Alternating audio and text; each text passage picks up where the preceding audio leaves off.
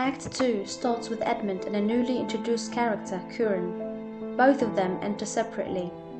They greet each other and Curin tells him that the Duke of Cornwall and the Duchess Regan are staying with his father tonight, and that he doesn't know the reason behind it. He then tells him of a rumour that there might be a war between the Dukes of Cornwall and Albany, but Edmund doesn't seem to have heard about it. After that, Curin exits. Edmund thinks it's good news for his plan to have Cornwall and Regan here tonight, and he calls for his brother to come down. Edgar comes and Edmund urges him to flee because the father is looking for him. He makes him believe that he did something horrible when he asks him whether he did something to offend Cornwall because he's coming for him with Regan, and if he said something against his enemy Albany. Edgar tells him that he did nothing. Upon hearing Gloucester approaching, Edmund tricks Edgar into drawing his sword as if defending himself, while Edmund actually wants to be the victim. He appears so when he tells Edgar to flee and warns himself in the arm to seem like someone who put on a fight. Gloucester enters with servants looking for the villain Edgar. All that Gloucester is fixed upon is the whereabouts of Edgar. That's why Edmund tries desperately to grab his attention with his fake wound. Gloucester doesn't even give him a chance to complete his sentence after he pointed him to the way Edgar went. Gloucester orders others to go after him and listens to Edmund narrating his story about how he refused Edgar's idea about murdering Gloucester and how gods unleashed their thunder on those who killed their fathers. How the bond of a father and a son is sacred, yet all these fake attempts didn't work and Edgar wounded him and fled. Gloucester assured Edmund that he is not to flee for long, and that he would talk to Duke of Cornwall about this matter, awarding who seizes Edmund and killing those who conceal him. Edmund continues with his story about when Edmund threatened to expose him. Edgar pointed out how worthless Edmund's word is as an illegitimate son against his, how people would see through his trickery even if the most obvious evidence was a letter with his own handwriting, because he is the one benefiting from framing Edgar. Edmund's story is believed and Gloucester is to close the pause, so that he doesn't escape, and is to find a way for Edmund to be his legitimate heir. Cornwall and Regan enter, condoling with Gloucester about what happened. Regan wants to show a connection between Edgar's bad behaviour and King Leir, that he is the godson of his, and it was King Leir who named him. She asks if his companions were the knights of King Leir, hence stressing the bad behaviour. Gloucester doesn't know, but Edmund of course interferes and asserts that they are. She then says how unsurprising it is for them to have influenced him to kill his father, for them to loot the state after his death. Cornwall then praises Edmund on being a true loving son. He gives Gloucester his approval to use all of his powers to catch Edgar and takes Edmund as his loyal follower. Gloucester thanks Cornwall for honouring Edmund with such a task. Regan starts telling Gloucester about the reason behind their visit. She puts it as if she wants his advice about the matter, that they have left the castle because of her father's possible arrival with his unruly knights whom his sister wrote about. She tells him about the messengers from both her father and her sister waiting outside for a response about the matter.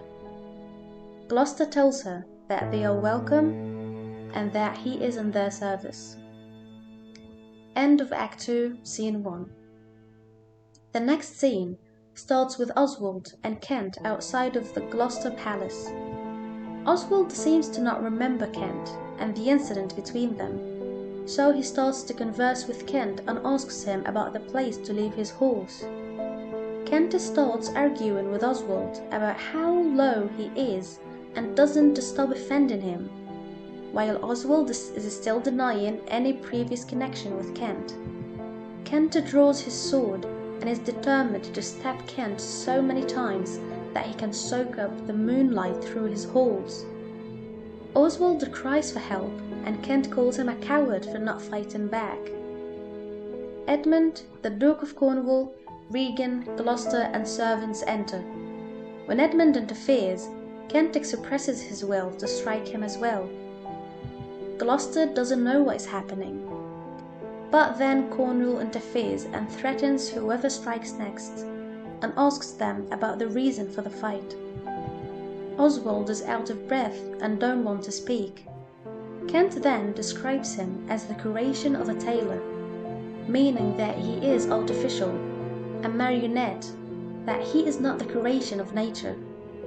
Oswald says that he spared his life for his respect for the elderly.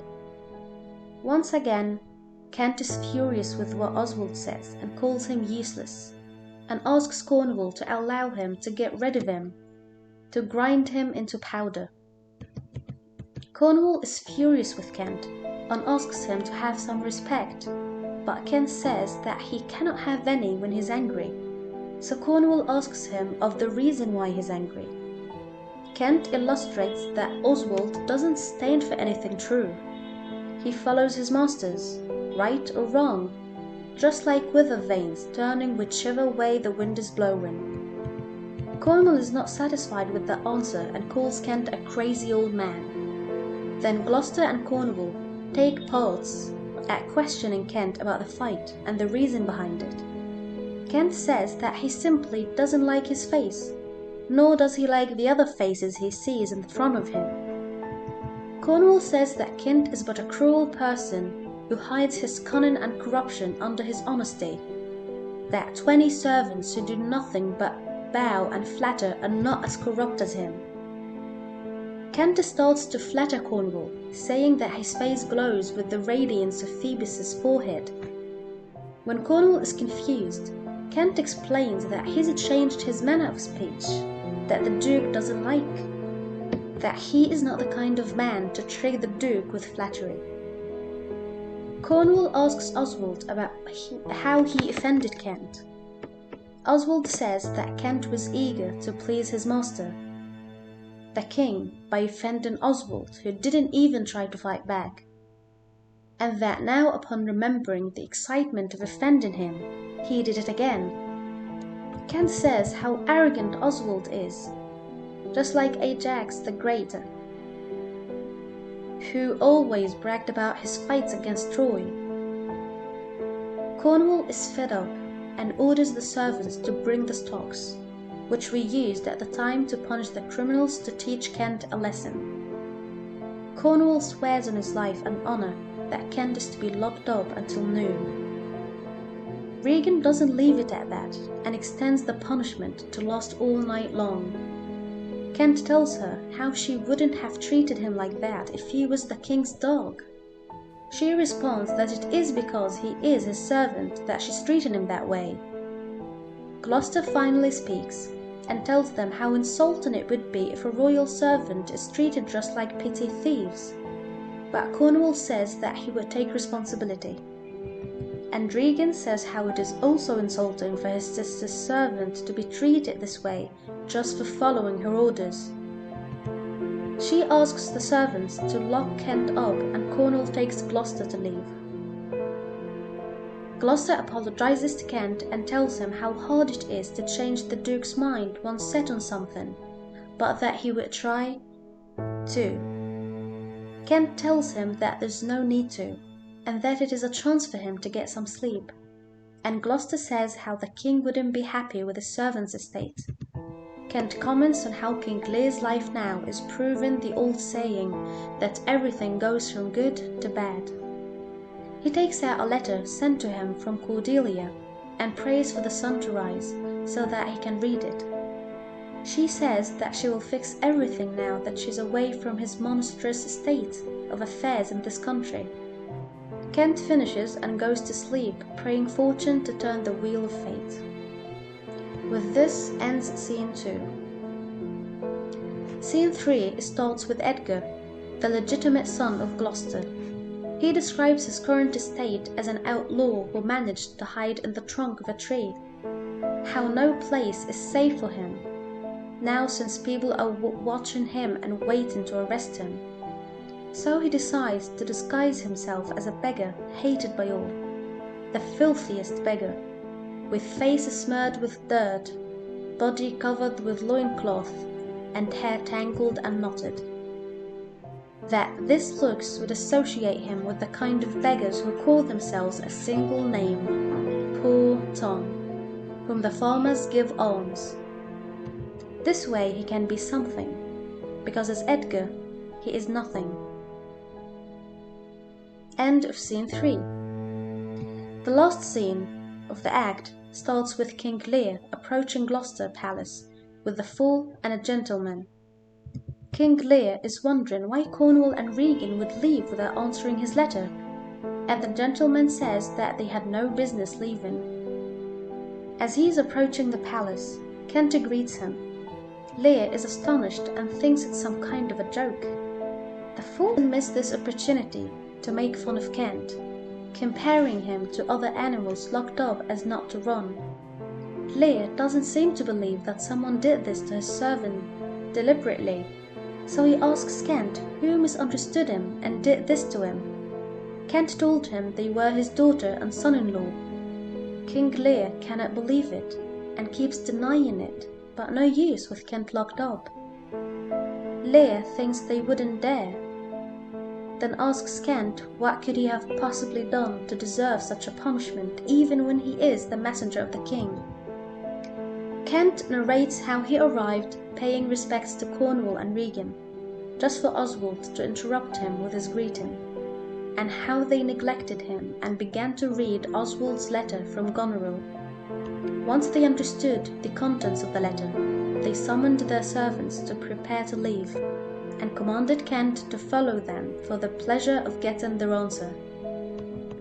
When he arrived, he encountered Oswald again, and remembered how he was treated in his presence, and thus he drew his sword against him. The fool then tells King Lear how fathers who wear rags and undervalue themselves are treated badly by their children, but fathers with bags of gold are treated well. Lear is devastated and tells himself how his heart is squeezing with sorrow. He then asks Kent about his daughter and orders them not to follow him inside. Lear exits, leaving the rest speaking, and Kent is surprised by the decreased number in those escorting the king, but the fool says how deserving of this punishment he is, since he is so stupid to not know the reason for this. Kent still doesn't understand, so the fool tells him how no one would serve a master who doesn't pay, that everyone can see the bad luck of the king, and even the blind can smell his decaying fortunes, that no one should cling to a wheel rolling down the hill, but to let those going up the hill pull that person up after them. This is an advice the fool is giving Kent, since he is a scoundrel, and he goes on saying how someone who works for profit is to leave when a storm is coming, that the fool would stay and the wise would leave. Lear and Gloucester enter, and Lear tells him how outrageous it is for his daughter and her husband to refuse to speak with him. Gloucester tells him how the stubborn nature of the Duke will not change their answer, no matter how many times Gloucester informs them. Lear still is denying what is happening and starts to give them excuses, that maybe they are sick, and how when we are sick we don't know what we're doing. Yet the moment he sees Kent, he flips and says that it is trickery, that they don't want to see him. He orders Gloucester to go fetch them, or else he would use drums outside the bedroom until they wake up. Gloucester leaves Lear with his rising hurt heart. The fool mocks Lear, that he is the reason why this has happened to him, and he's the reason why his heart aches when he tried to be nice to his daughters in such a way. Finally, Gloucester, Regan and Cornwall come. Regan greets her father and tells him how glad she is to see him, and Lear states that if she wasn't happy to see her father, it means she is a bastard. Kent is finally released and exits, while Lear goes on complaining about the cruelty of Goneril. He thinks that Regan is going to be at his side, but Regan keeps protesting that Lear is the one mistaken, and what Goneril did was restraining his rude knights. For that, Lear curses Goneril. Regan proceeds and tells him that he is old and is about to die, and that he should let himself be led and ruled by those who understand him better, and thus he should go back to Goneril and apologize. Lear tells her that apologizing would shame the royal family, and yet he kneels, begging Regan for clothes, a bed, and food. She refuses and calls his actions shameful antics. He doesn't pay attention to Regan's insults and keeps on cursing Goneril for her evil glares and insults. Cornwall tries to stop him from cursing, but he goes on praying for lightning to strike her eyes and for poisonous fog to ruin her beauty. Regan tells him that it looks like he would curse her also if he's in the mood, but Lear tells her that she is different and that she would never do the things Goneril did and insult him or forget her duties or what he gave her. She is fed up and asks him to get to the point. He asks who put Kent in the stocks. Before anyone could answer, they were interrupted by the sounds of trumpets. Regan says that it is Goneril. The moment Lear sees Oswald, he starts telling him off and demanding that he gets out, and he wishes that Regan doesn't know about the insult against his servant Kent. Goneril enters, and Lear is astonished at how Regan takes her by the hand. Goneril tells him that just because a senile old man calls something an insult, it doesn't mean it is. Lear is grieving and asks again about who put Kent in the stocks, and Cornwall says he did. Lear doesn't believe how disrespectful he is to him, but Regan interrupts and tells him to stop pretending to be strong and to do as asked. Dismiss half the knights and go stay with Goneril, since Regan is not at her place to have him. Lear expresses how he can bear living under no roof, living with the wolves, or kneel before the throne of the King of France to give him shelter, but cannot bear returning to Goneril. Goneril tells him to do as he likes. Lear is hurt and assures her that he would not bother her. He wouldn't criticize her either, since she is his blood. Shame would come to her anyway without him asking the gods. He wants to stay with Regan with his 100 knights. Regan, of course, refuses, telling him that she wasn't expecting his arrival and that Goneril knows what she's doing. 50 knights are more than enough, because they are expensive and dangerous to keep under one roof with 2 masters. Goneril and Regan begin siding with each other and ask him why not to be served by their servants, and Regan tells him that if he wants to stay with her, he is to bring only 25. Leir reminds them that he gave them all he has and made them his protectors, yet he praises Goneril for not being the worst daughter and agrees to stay with her with his 50 knights.